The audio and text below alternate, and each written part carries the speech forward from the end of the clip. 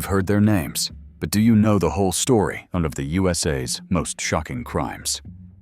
In the course of the judicial history of the United States, some cases have transcended the scope of a typical news story to become horrifying chapters, deeply haunting the collective memory of an entire nation. These are not just stories of crime and punishment, but also lenses that expose the deep cracks in society, the dark corners of human nature, and the limits of the legal system. From serial killers with twisted minds to mysterious kidnappings that challenge all investigative efforts, America has witnessed tragedies that have shaken the foundations of its security and public trust.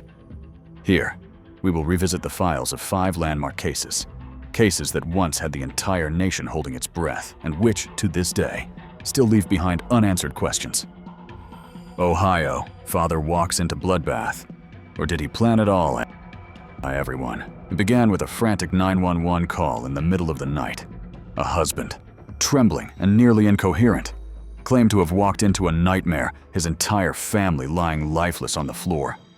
Inside apartment 154 in Westchester, Ohio, officers found a scene of unimaginable horror, 4 loved ones brutally executed. The caller, Gurpreet Singh, said he had no idea what had happened. At first, the police believed him, but as the investigation unfolded, disturbing contradictions emerged. A secret affair, hidden debts, a suspicious GPS trail, and then, most chilling of all, a gun found in a nearby pond. Was Gurpreet the traumatized sole survivor he claimed to be? Or was he hiding something darker? Tonight, we unravel a case that would stretch across years, pit 2 cultures against one another, and end with a father and husband sitting on death row. This is the devastating story of Gurpreet Singh. On April 28, 2019, Westchester, Ohio, a quiet suburban town north of Cincinnati, was rocked by a crime so vicious it shattered the illusion of safety. That evening, a man named Gurpreet Singh dialed 911 in a state of panic. His voice trembled. His words were barely understandable. But one thing was clear, he claimed his entire family was dead. When officers arrived at apartment 154, they discovered the bodies of 4 individuals: Gurpreet's wife, his father-in-law, his mother-in-law, and his wife's aunt, all lying lifeless from gunshot wounds. The only person left alive in the home was Gurpreet himself. From the beginning, something about the call didn't sit right with dispatchers. Gurpreet was vague, almost too frantic, struggling to explain the situation. Police found him outside the building, covered in blood, claiming he'd tried to help his dying family. Inside, the scene was chaotic food still cooking on the stove, the smoke alarm blaring, blood everywhere. It looked like a massacre, and no signs of forced entry. At first, officers treated Gurpreet as a grieving husband and son-in-law. But as the hours passed, so did their sympathy. His answers became inconsistent, his timeline shaky. GPS data would later reveal he was near the apartment much earlier than he claimed. That 911 call came at 9:42 in the evening, but data showed he was already at the complex at 9:03, nearly 40 minutes unaccounted for. The bodies of the victims told their own story. Gurpreet's father-in-law, Hakayat, had been shot in bed, an execution-style hit. His wife, Shalinderjeet, was killed in the kitchen while making tea. The 2 elder women were found in the living room, watching television. No one showed signs of fighting back. The killer was methodical and deliberate. And then, there was the gunshot residue on Gurpreet's hands. He said he got it from touching his loved ones, but investigators weren't so sure. Then came the discovery that changed everything. 2 days after the killings, a witness mentioned hearing a splash near a pond behind the apartment. Divers searched the water and found a 9mm Ruger pistol serial number filed off. Ballistics testing confirmed that this was the murder weapon. It matched the bullets and shell casings found in the apartment. Blood on the barrel was tested and identified as belonging to Hakayat. And while the gun had no usable fingerprints, it had clearly been dumped in a hurry not far from the crime scene. As police dug deeper into Gurpreet's life, they began to uncover a motive that wasn't immediately obvious. To the outside world, Gurpreet and Shalinderjeet appeared to be living the immigrant American dream. They were originally from Punjab, India, and had built a life in Ohio with their 3 children. Gurpreet worked as a long-haul truck driver. His wife stayed home to raise the kids. Her parents and aunt had moved in, forming a tight-knit extended household. But the dream was unraveling. Gurpreet was drowning in debt. He'd been trying to buy a large home in Indianapolis to accommodate his growing family. But finances were tight, and more than that, he had a secret. Gurpreet had been involved in an extramarital relationship with another Indian woman, Navkiran Kaur. He had met her during his trucking routes and given her money $20,000 for a house, thousands more for a car, and living expenses. She believed they had a future together. Gurpreet even hinted that if he were single, they could be married. In March 2019, just a month before the killings, Shailenderjeet reportedly discovered a bank statement exposing the $20,000 payment. She confronted Gurpreet. He denied the affair, but admitted to giving the money. The damage was done. Divorce, however, was never considered. In their culture, it was seen as shameful. But tension in the home escalated. Another troubling detail surfaced. Shailenderjeet's parents owned valuable land in India they were about to sell. Her mother had booked a flight to finalize the deal. Gurpreet had originally been listed with power of attorney, but suddenly, that was revoked. A notarized document showed that her mother canceled Gurpreet's involvement because he had been threatened and was frightened to continue with the land sale. In Gurpreet's version of events, the killings weren't committed by him at all. He pointed to that very land deal as the reason, suggesting that the so-called Indian land mafia orchestrated the murders. His defense attorneys would later run with that theory, claiming the family was eliminated by an organized group from India with international reach. But prosecutors weren't buying it. They argued that Gurpreet's debt, crumbling marriage, and desire to start a new life with Navkiran gave him both motive and opportunity. The timeline fit, the physical evidence fit, and the lack of defensive wounds on the victims suggested the killer was someone they trusted. At trial, prosecutors laid out a chilling narrative. Gurpreet waited until the children were out for the night. He made sure no one else was home. Then, one by one, he executed 4 members of his own family. Afterward, he ditched the murder weapon in the nearby pond, cleaned himself up as best he could, and staged a frantic, confused 911 call to portray himself as the shocked husband returning to a slaughter. There were complications, though. The murder weapon didn't have DNA. Some of the evidence was circumstantial, and during the first trial, one juror refused to convict, leading to a hung jury, but the prosecution didn't give up. In a second trial, Gurpreet waived his right to a jury and opted for a panel of 3 judges. This time, they saw through the doubts. They found him guilty on all 4 counts of aggravated murder and sentenced him to death. Now, Gurpreet Singh sits on Ohio's death row, one of over 100 inmates awaiting execution. But his case, while legally closed, leaves lingering questions. Was it truly greed and infidelity that led a man to destroy his family? Or was there something else of fear, a desperation that twisted his logic into something unrecognizable? Perhaps most heartbreaking are the children orphans now. They've been told their mother is in India, a lie meant to protect them from the unbearable truth. One day, they will grow up and learn the story, the whole story, and they'll have to decide for themselves whether their father was a heartbroken man in the wrong place at the wrong time or the architect of a massacre. Because the only person who truly knows what happened that night is Gurpreet Singh. Today, Gurpreet Singh sits on death row convicted of one of the most chilling family tragedies in Ohio's history. 4 innocent lives were stolen in the place they felt safest, their own home.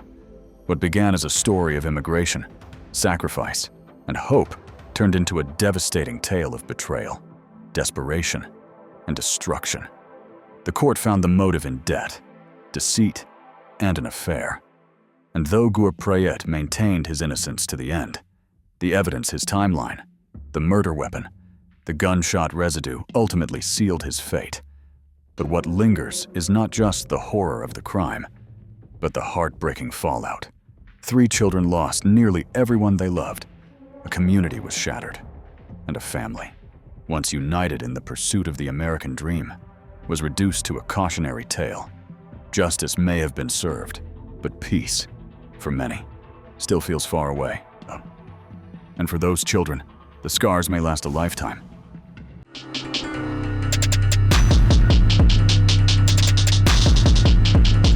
Hollywood shock. Tyler Perry sued for $2 million. Hi everyone. He built an empire by telling stories others were afraid to tell, uplifting voices, creating opportunities, and changing the face of Hollywood. But now, Tyler Perry, one of the most powerful names in entertainment, finds himself at the center of a $2 million lawsuit that threatens to shatter everything.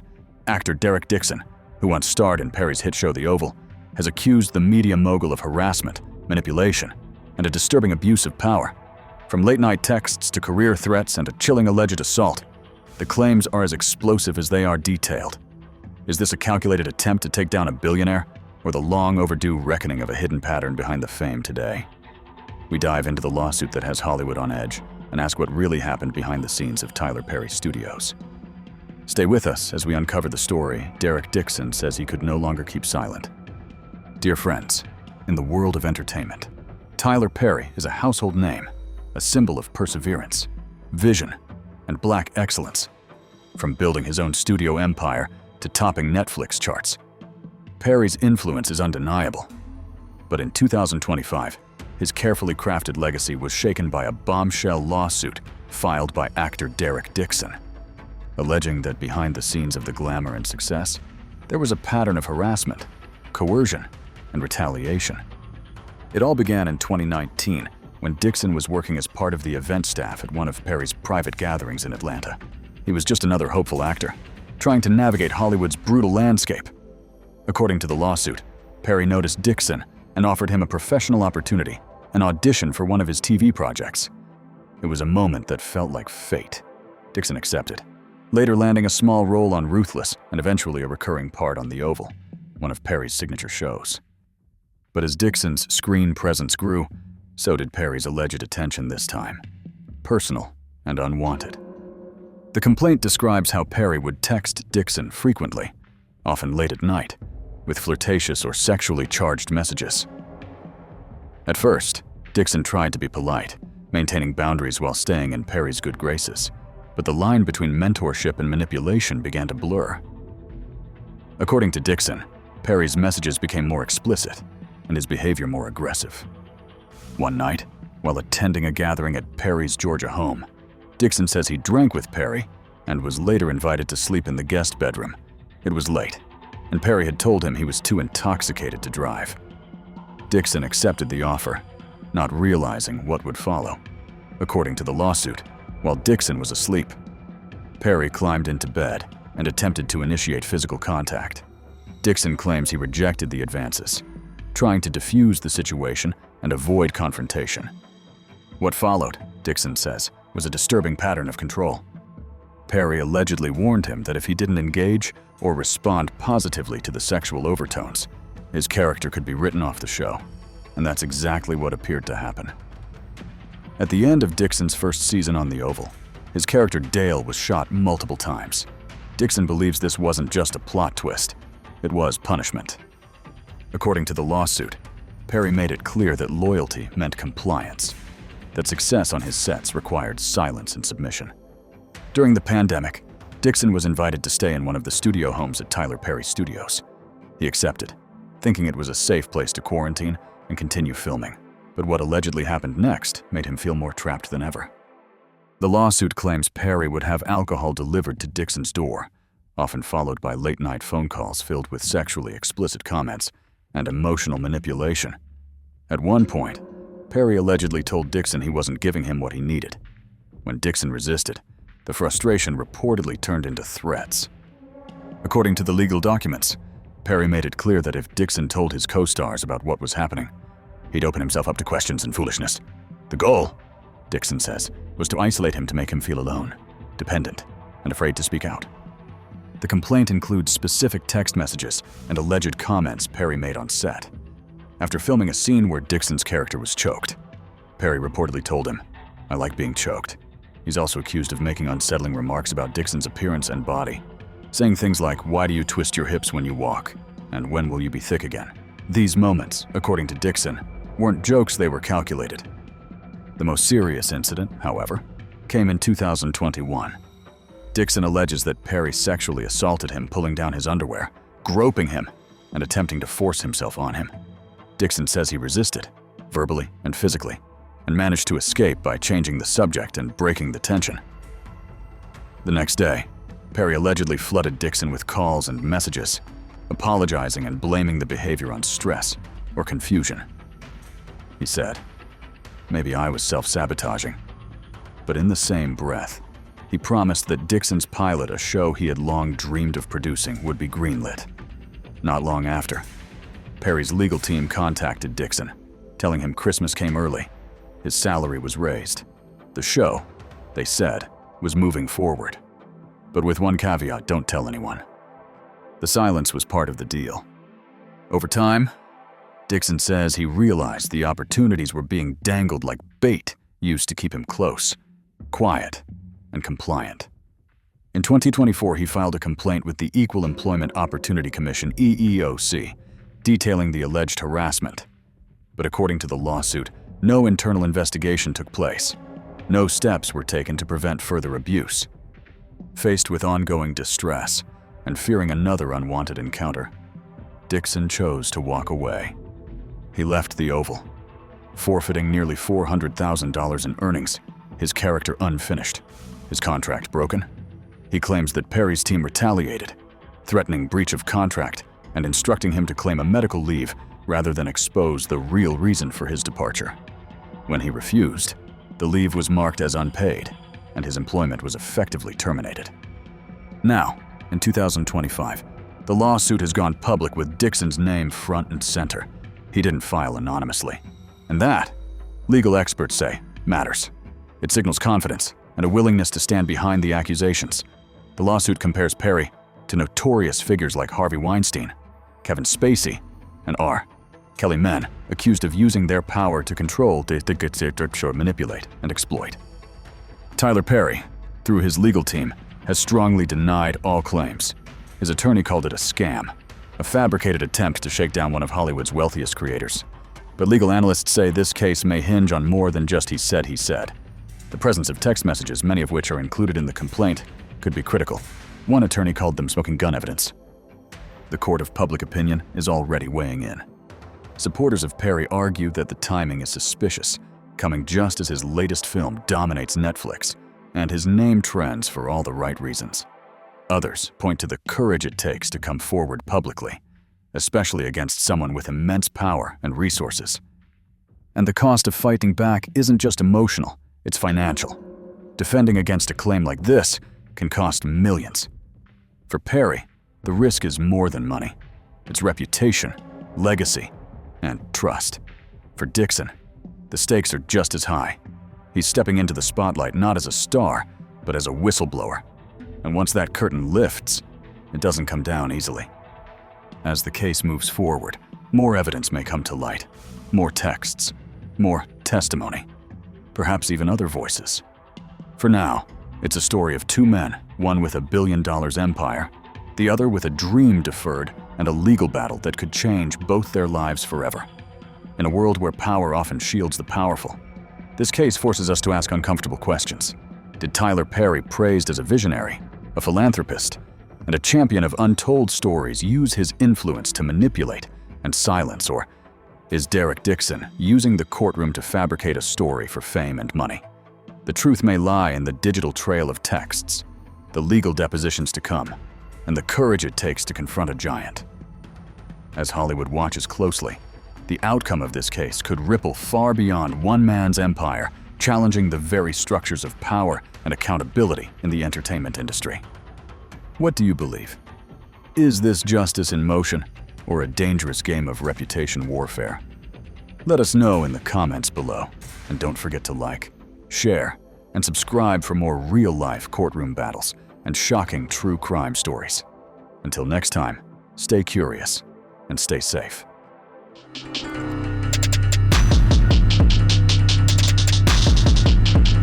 The FBI's hunt and $250,000 reward. The chilling disappearance of Palak Patel. Hi everyone.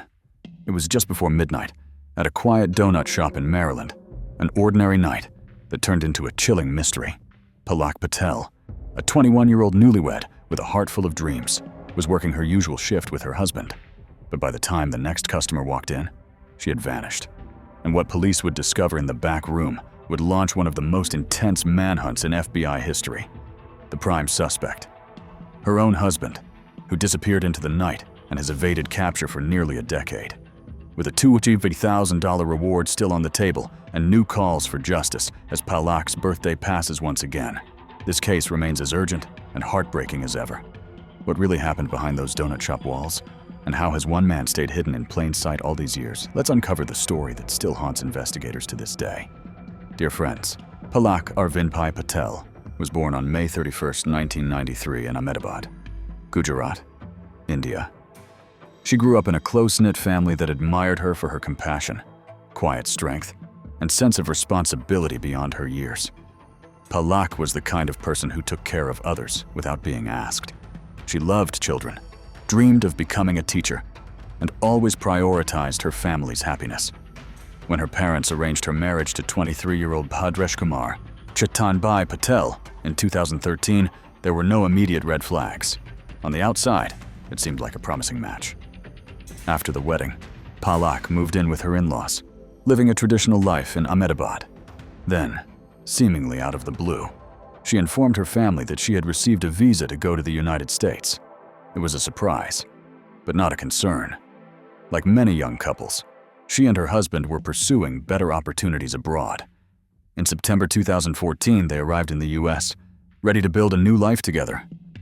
They settled in Maryland and began working long shifts at a local donut shop, owned by a distant relative of Bhadresh Kumar.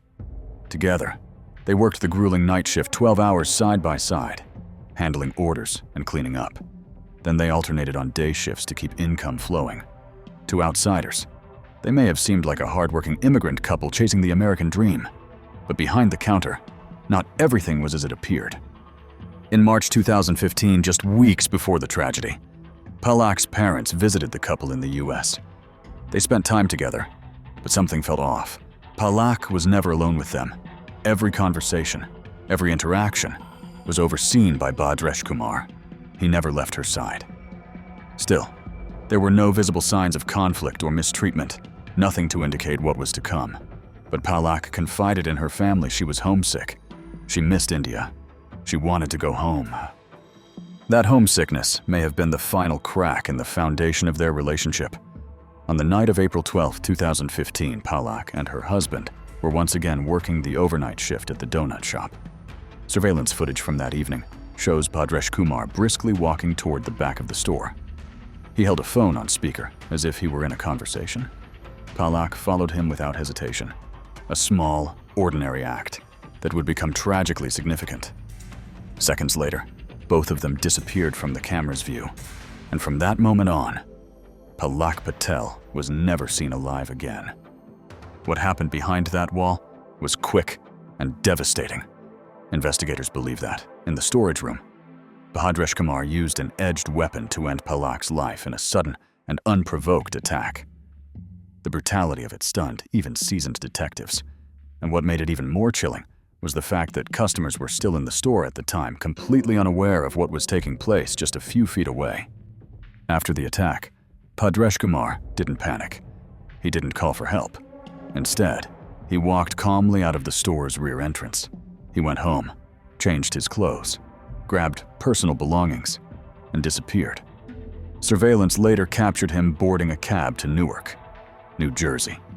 By morning, he was seen at Newark Penn Station. That was the last confirmed sighting of him. When employees failed to show up for their shift change, a customer called the police. Responding officers discovered Palak's body. The scene was grim, and there was no sign of Bhadresh Kumar. Local authorities immediately recognized the possibility that he had fled the state, or even the country, and reached out to the FBI for assistance. A federal arrest warrant was quickly issued, charging Bhadresh Kumar with unlawful flight to avoid prosecution. He was later added to the FBI's 10 most wanted fugitives list. A reward of $250,000 was offered to anyone who could provide information leading to his arrest. Yet, despite widespread publicity and multiple international leads, Bhadresh Kumar has never been found. What made this case particularly chilling for investigators was not just the act itself, but the premeditated calm that followed it. FBI Special Agent Jonathan Schaffer, who has worked this case from the beginning, pointed out something rare in many cases involving domestic violence. The attacker often shows remorse, calls 911 or confesses. That didn't happen here. Bedresh Kumar acted with intention. He had a plan, and he executed it flawlessly. He never looked back. What was the motive? That question still lingers. According to those closest to Palak, her growing desire to return to India may have created tension between the couple. Perhaps Bedresh Kumar feared losing control or felt betrayed by her yearning for home. Or perhaps something darker was brewing beneath the surface all along. The surveillance footage shows no signs of a struggle, no warning. Palak followed her husband with complete trust. There was no time to react. She had no idea what was coming. Schaffer said in a later interview, she followed him into the back like she probably had 100 times before. But this time, he had different intentions, and she never got the chance to say no. Palak's story resonated far beyond her Maryland community. Her family, back in India, was devastated. Her mother's grief remains visible in every interview. She just wanted to come home. She said, "He betrayed her, and we lost our daughter for nothing." That pain, that sense of unfinished justice, still drives their pursuit of answers. Over the years, leads have come and gone. There have been tips, sightings, and theories, but none have led to Bedresh Kumar's capture. The FBI believes he may still be in the United States, living under an assumed identity, possibly aided by relatives or connections. He is now 35 years old, 5'9", with brown hair and brown eyes. He speaks Gujarati and Hindi, and may be blending into communities where he doesn't draw attention. The FBI has emphasized that someone, somewhere, knows something. Perhaps they don't realize it, or perhaps they're too afraid to come forward, but even the smallest piece of information could finally lead to justice. The reward still stands, the case is still active, and Palak's family is still waiting. For many of us, this story is a distant tragedy, an unsolved case from a decade ago. But for those who loved Palak, it's a daily wound. Her birthday still comes every May. Her room in Ahmedabad remains untouched. Her mother still lights a candle for her. And every year that passes without answers is another year of pain. Palak Patel was more than a victim. She was a daughter, a dreamer, a young woman full of life. Her story deserves closure, and her killer deserves justice. 10 years may have passed, but Palak Patel's story has never faded from the hearts of those who knew her or from the files of investigators still working to bring her justice. She was a daughter, a friend, and a young woman full of promise. Her life was stolen in silence, and her voice deserves to be heard. As her birthday quietly comes and goes each May, her family continues to hold on to hope, hope that one day, the man responsible will be found, and the pain she endured will no longer be unanswered. If you know anything, no matter how small it could be, the missing piece that brings her family peace, justice has been delayed for a decade. But with your help, it doesn't have to be denied. Thank you for watching. Don't forget to like, comment, and share this story so Palak's memory and her case never disappears.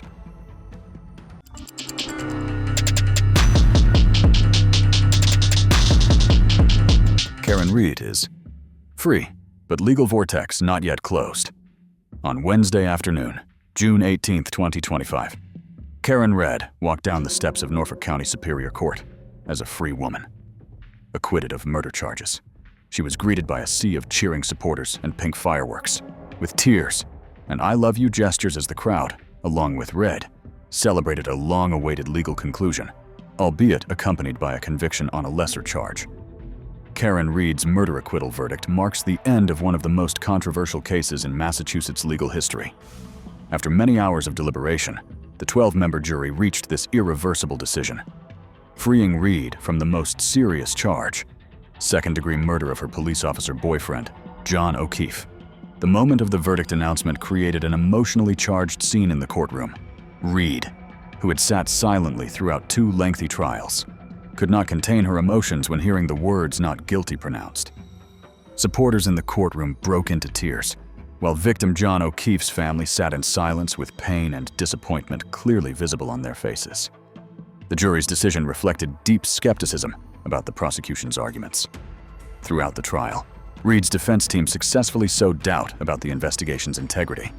Pointing out flaws in evidence collection and questioning investigators' motives, they argued that Reed had become a scapegoat for a complex cover-up, and that those actually responsible for O'Keefe's death remained free. The acquittal was not only a legal victory, but also a strong statement about the importance of burden of proof in the American justice system.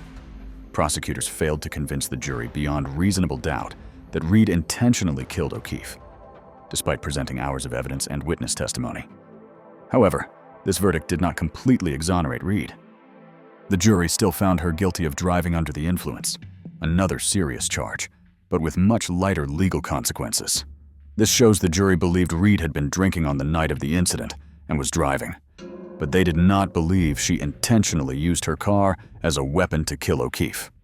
The future looks bright for the woman who transformed from murder suspect to hero in her fans' eyes. But her legal battle is not completely over. After 2 criminal trials regarding her police officer boyfriend's death, Reed has become a celebrity figure to supporters who rejoiced at her acquittal this week. However, this former financial analyst, who spent over 3 years as a murder suspect, still faces a civil lawsuit over John O'Keefe's death. It's not entirely clear what will happen next for Red. However, immediately after the verdict, she appeared to simply be enjoying the moment with family.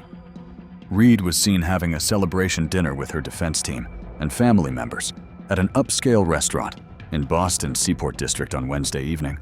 "Happy. I'm happy. Thank you, Red." Told reporters, "I fought for John O'Keefe, stronger than anyone." While prosecutors cannot bring criminal charges against her again for O'Keefe's death, Red still has other legal issues to deal with. The O'Keefe family filed a wrongful death civil lawsuit in August 2024, alleging Red intentionally engaged in reckless conduct leading to his death. The lawsuit also accuses 2 Canton bars, C.F. McCarthy's and Waterfall Bar and Grill, of negligently serving alcohol to an intoxicated person. Both bars deny these allegations. The O'Keefe family says Reed's public comments about what happened that night are a false narrative and caused them severe emotional distress. Reed has participated in interviews and a documentary series about the case, and has said her public comments are her testimony. The civil lawsuit isn't just about the circumstances leading to O'Keefe's death. His family also accuses Reed of causing emotional distress to O'Keefe's niece when she woke the girl to tell her something had happened to her uncle. The O'Keefe family is seeking $50,000 in damages, and the case could go to trial if no settlement is reached beforehand. The civil lawsuit was suspended while the criminal trial proceeded. While Red was acquitted of murder, the jury found her guilty of driving under the influence. She was sentenced to 1 year of probation and must complete a driver alcohol education program, the standard sentence for first-time offenders. Reed's acquittal on O'Keefe's murder means no one has been charged with his death. David Yannetti, one of Reed's attorneys, reiterated Thursday that while his client was acquitted of O'Keefe's murder, there may still be more work to be done. They charged the wrong person, and they pursued an innocent woman for 3.5 years, and they failed because they charged the wrong person. But someone is still out there, he said. It's unclear whether the murder investigation into O'Keefe's death will continue. Norfolk County District Attorney Michael Morrissey told CNN after court the jury has spoken. The FBI had initiated a federal investigation into law enforcement after O'Keefe's death, but Special Prosecutor Hank Brennan announced in court during Reed's second trial that it had been closed without any charges filed. However, defense attorney Alan Jackson said in a Thursday interview that he still has questions about that investigation. "I've never heard of an investigating agency notifying targets that an investigation is closed. That never happens." Jackson said he thinks there's plenty of evidence for them to investigate, and I think they should. Massachusetts State Police have committed to taking new steps to improve their processes following O'Keefe's death and the subsequent investigation. The events of the past 3 years have challenged our department to carefully examine its actions and take concrete steps to provide enhanced investigative training, ensure appropriate oversight, and strengthen accountability. Legal battles are very expensive, and Reed has accumulated significant costs while maintaining her innocence. A report from Vanity Fair last year said Reed had paid $1.2 million leading up to and during her first trial, depleting savings and other contributions.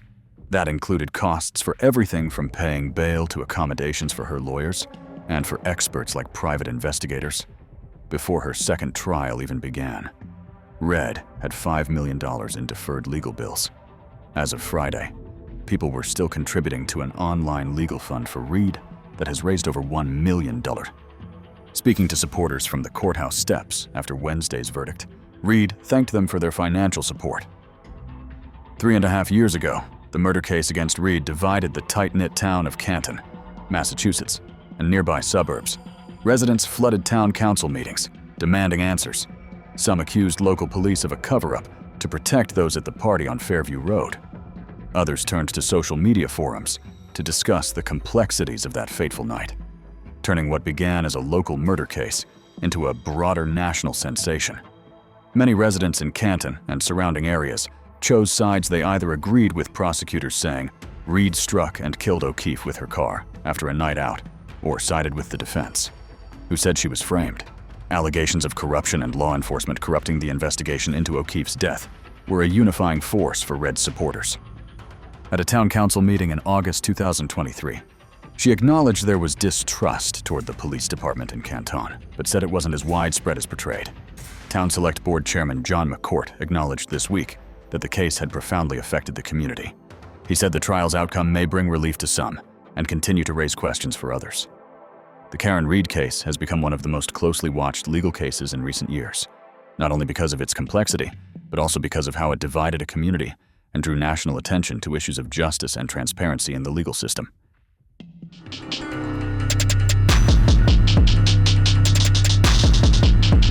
Michigan church shooting.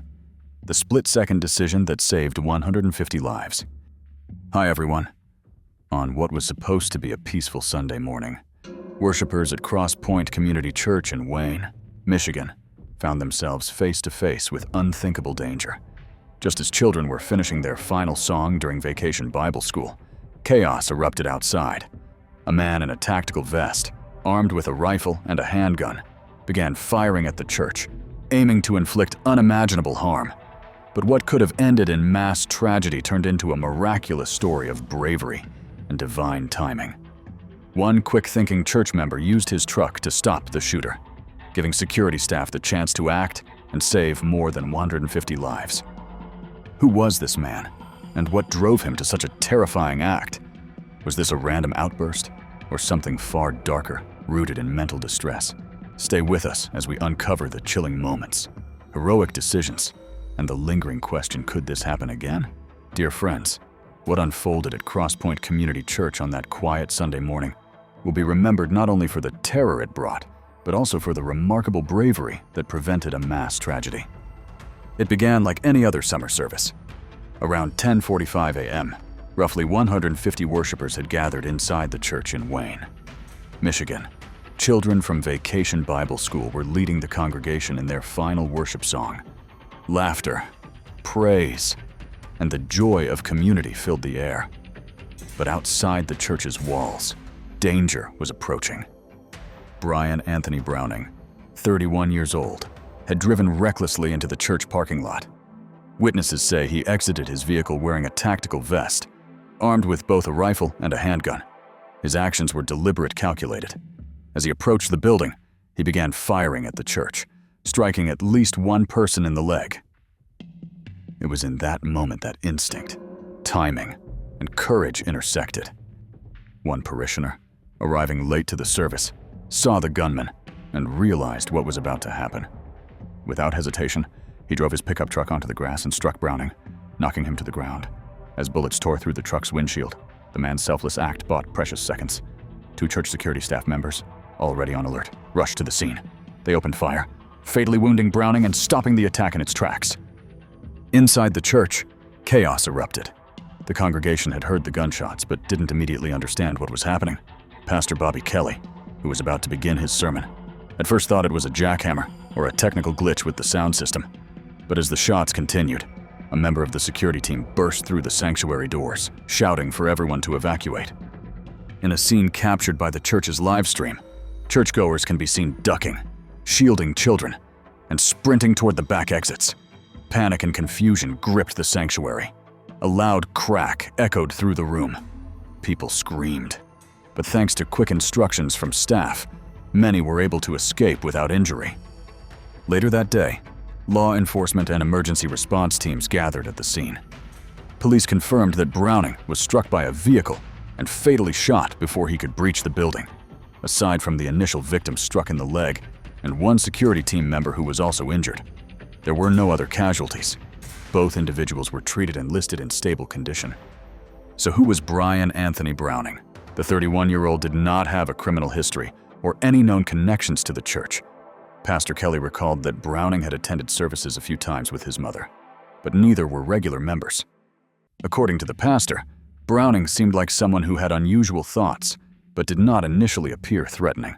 Authorities later suggested he may have been experiencing a mental health crisis at the time of the shooting. A search warrant executed at Browning's home in Romulus, just 5 miles south of the church, revealed a disturbing cache, multiple rifles, handguns, and a significant amount of ammunition. This discovery confirmed what many feared: this attack may have been just one part of a much larger and potentially deadlier plan. Despite the horror of that day, the church community and first responders displayed extraordinary composure and heroism. The parishioner who used his vehicle to disable the gunman was hailed as a hero by both the congregation and police. He hit this individual with his car, drove right on the grass while he was shooting at the building. Pastor Kelly said, "That certainly helped the team to be able to respond." Wayne Police Chief Ryan Strong echoed this sentiment during a press conference. "We are grateful for the heroic actions of the church's staff members, who undoubtedly saved many lives and prevented a large-scale mass shooting." Behind the scenes, the FBI and state officials joined the investigation.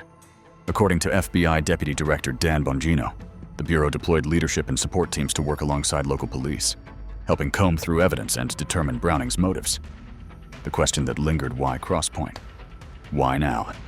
While answers remained scarce, what has become clear is that the shooting could have ended in devastating tragedy had it not been for a string of life-saving decisions. Pastor Kelly believes divine protection played a role. Interestingly, the church had originally planned 2 outdoor services in June, one of which was supposed to occur that very Sunday. "We weren't outside yesterday when we would have been," he said. "We were definitely protected by the hand of God. There is no question about it." Still, the church and the city of Wayne are now left with sobering questions about safety, mental health, and community preparedness. How can houses of worship spaces meant for peace, reflection, and healing be fortified against such sudden violence? What support systems exist for those suffering in silence like Browning may have been? And how can communities maintain their spirit in the face of terror? As worshiper Wendy Bodine described, her initial thought upon hearing the loud boom was that someone had crashed or was hurt. She ran outside, only to see Browning lying on the grass. Another woman shouted, "Call 911!" a cry that would repeat across phones and radios as the terrifying event unfolded. It's a reminder that even places we view as sacred are not immune to violence. But it's also a story of how everyday people unarmed, unprepared, yet willing can step forward in the face of danger to save others. Church security, often a silent presence, proved critical that day. Their rapid response, clear communication, and decisive action turned what could have been a massacre into a narrowly averted tragedy. Now, the people of Wayne and Crosspoint Community Church begin the long road to healing. Services will resume, though surely under tighter security. Memories of that day will linger, especially among the children who were singing just moments before the gunfire started. But they will also remember the courage that met that violence, ordinary men and women who made extraordinary decisions. The investigation continues, with authorities still examining Browning's motives and background. More information may emerge in time, shedding light on his mental state and what led him to target this specific congregation. But no matter what is revealed, one thing is certain: the actions taken that day saved lives. They demonstrated the strength of a united community, and they proved that even in moments of darkness, human bravery can shine through. In the end, what happened at Crosspoint Community Church was more than just a headline. It was a testament to bravery, faith, and the power of a unified community. On a morning meant for worship and peace, lives were placed in sudden danger, but through a combination of instinct, courage, and swift action, a potential mass tragedy was averted. The quick thinking of a parishioner the heroic response of the church's security team, and the calm guidance of Pastor Kelly all played a role in ensuring that the outcome wasn't far worse. As investigators continue to uncover more about the shooter's past and motive, one truth stands out when evil approached. The people inside that church did not panic, they acted. Their story is not only one of survival, but of extraordinary heroism. If this story moved you, don't forget to like, share, and subscribe for more true crime stories that reveal the power of human resilience in the face of darkness.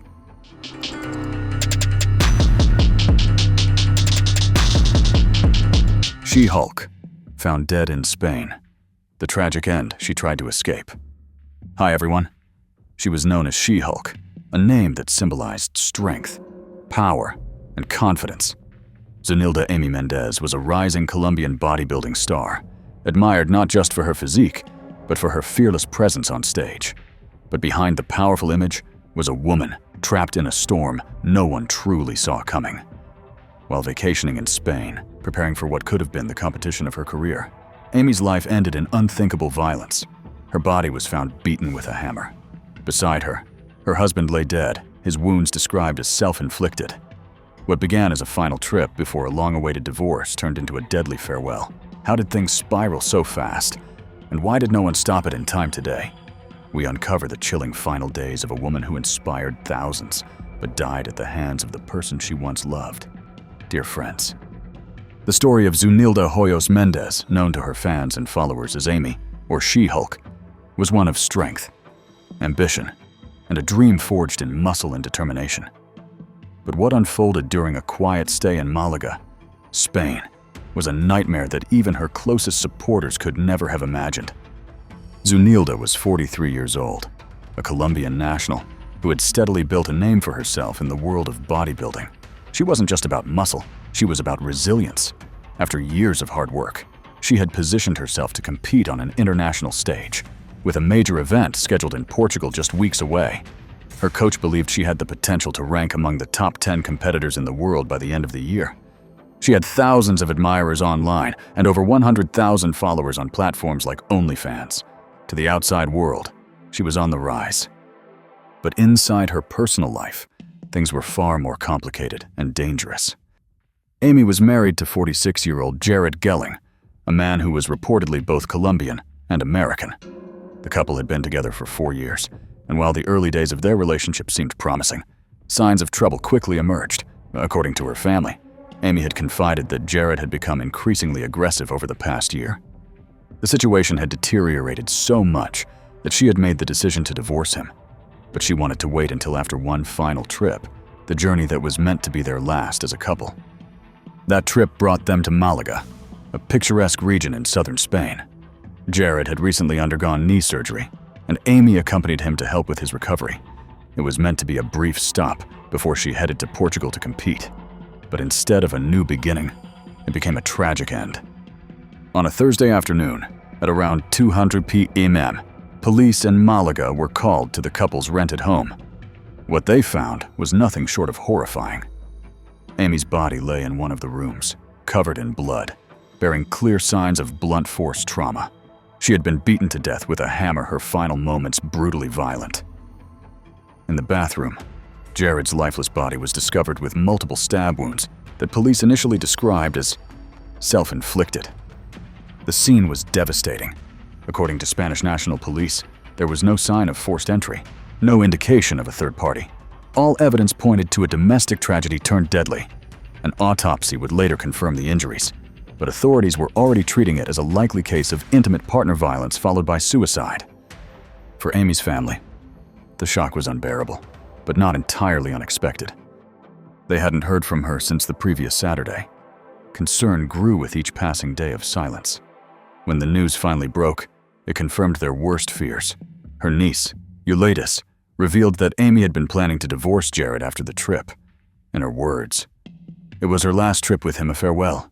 Amy had apparently stayed in the relationship longer than she should have, hoping things might improve. They had already broken up once and spent time apart, but eventually reconciled. Unfortunately, the cycle of mistreatment continued. Euladis described Jared's behavior as increasingly controlling and aggressive. The family knew Amy was in a dangerous situation, but they also understood that she felt obligated to support him through his surgery before leaving. It was a final act of compassion that may have cost her life. Despite the horror, there were subtle warning signs. Amy's coach, Brandon Ray, posted an emotional tribute on Instagram after learning the news. Just 17 days before her next competition, they had been planning to shock the world. He believed in her potential to be a global champion. In one haunting post, he wrote, "We were so close to the end, but the closest person to you ended it too soon." His message didn't just grieve a lost athlete. It warned of the deadly consequences of ignoring domestic violence. Brandon called out the dangers that often hide behind closed doors, saying, "Domestic violence should never be taken lightly because it can leave many with a heavy heart." That sentiment is echoed in statistics worldwide. Women in abusive relationships are at a significantly higher risk of being harmed when they attempt to leave. In Amy's case, her plan to divorce Jared appears to have triggered the violence, whether it was jealousy, control, or emotional instability. Something pushed him over the edge. But who was Jared Gelling? Information about him remains scarce. But what is known paints a complex picture. He didn't have a criminal history in Spain, and he appeared to live a relatively quiet life with Amy in Dubai before their trip. His dual nationality and low profile made it difficult for Spanish investigators to establish a clear motive beyond the likely explanation of domestic abuse and control. What investigators did find, however, was a man in crisis. His wounds were deep and numerous. If they were indeed self-inflicted, it suggests a desperate, disturbed state of mind. But some are asking whether he may have planned this act using the trip as a final chance to isolate Amy away from family and friends before committing the violence. The investigation is ongoing. Police are awaiting full autopsy results and toxicology reports, and they continue to piece together the timeline leading up to the murder. Meanwhile, Amy's death has sent ripples through the bodybuilding community and the broader public who followed her story online. Her fans remember her not just for her strength and physique, but for her warm smile, her dedication, and her passion for fitness. Her sudden, brutal death feels like a betrayal to all who believed in her, cut down not by weakness, but by the one person who should have supported her. In the days following her death, messages of grief and support poured in across social media. Followers, fellow athletes, and even strangers expressed heartbreak and anger. Many questioned how this could have happened. Why wasn't there more protection? Why did no one intervene sooner? But as is often the case in domestic violence situations, the abuse is hidden masked behind social media smiles and public appearances. Victims often keep quiet, hoping things will change, or out of fear of making things worse. Amy's story is a tragic reminder of how quickly things can spiral. One moment she was preparing to shine on stage. The next, her light was extinguished forever. In the end, Amy Mendez's story is one of heartbreaking contrast. A woman who spent years building strength on the outside, while quietly enduring emotional pain behind closed doors. She was admired by thousands, poised for greatness. And yet, she was taken far too soon in an act of senseless violence that could have been prevented. Her death is not just a tragedy, it's a call to listen, to notice the signs, and to never dismiss the quiet warnings of someone asking for help. Behind every headline like this is a real person, with real dreams and loved ones left shattered in the aftermath. Amy's legacy will live on, not only in the bodybuilding community, but also as a solemn reminder of how dangerous silence can be. Let's honor her by not turning away from stories like this. If you or someone you know is in danger, speak up because staying silent can cost more than we think.